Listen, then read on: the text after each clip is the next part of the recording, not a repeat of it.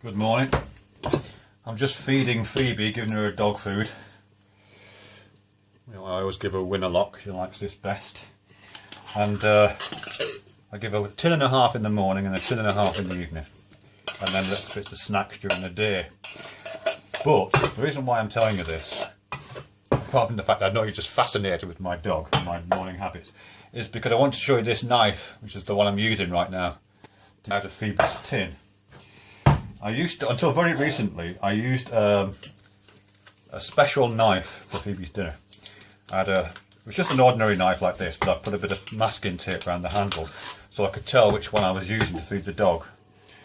And I always used that because it just didn't seem right to use a knife that I was using. Partly, I guess, because I'm vegetarian, and I know it's weird giving the dog meat if you're a vegetarian, but I don't see why I should impose my vegetarianism on Phoebe.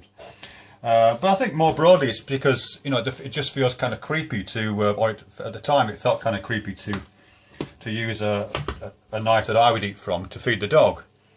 And I've spoken to other people about that, and then many people feel the same way. In fact, you can buy special dog cutlery, can't you, from the shop.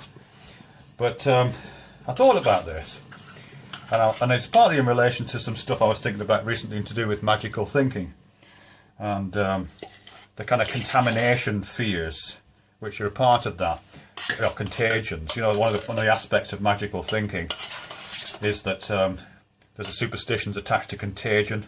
That if something's been in contact with something, then it maintains that some kind of memory of that contact, and there's a kind of contagion fear attached to it.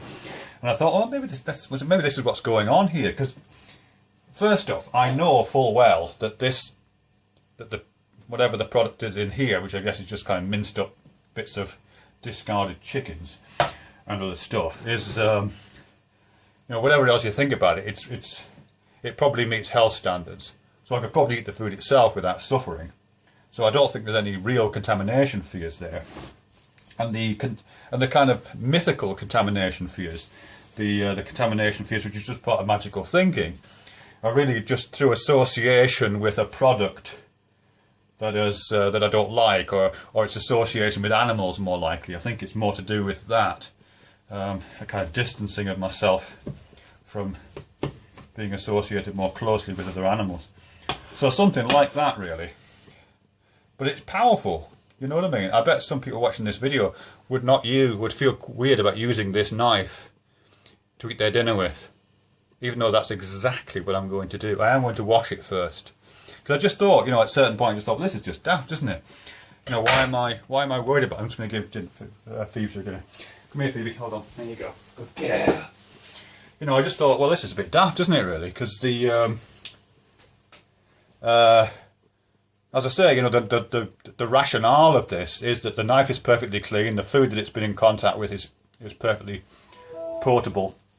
There's no real reason why I should have that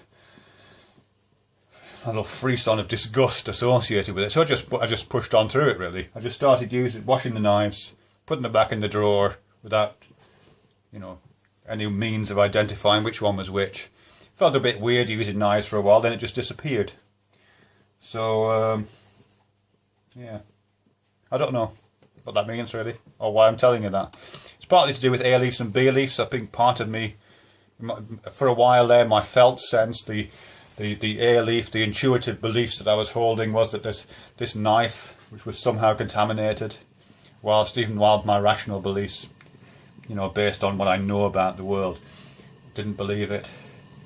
So that's, you know, one way of looking at it. As I say, this magical thinking thing, drawing on the sympathetic magic associated with contagion. I think that's part of the same scenario, isn't it? But no, that magical spell has been broken for me, for good or ill. I'm sure there's plenty of others yet to be exorcised. Anyway, thanks for your attention.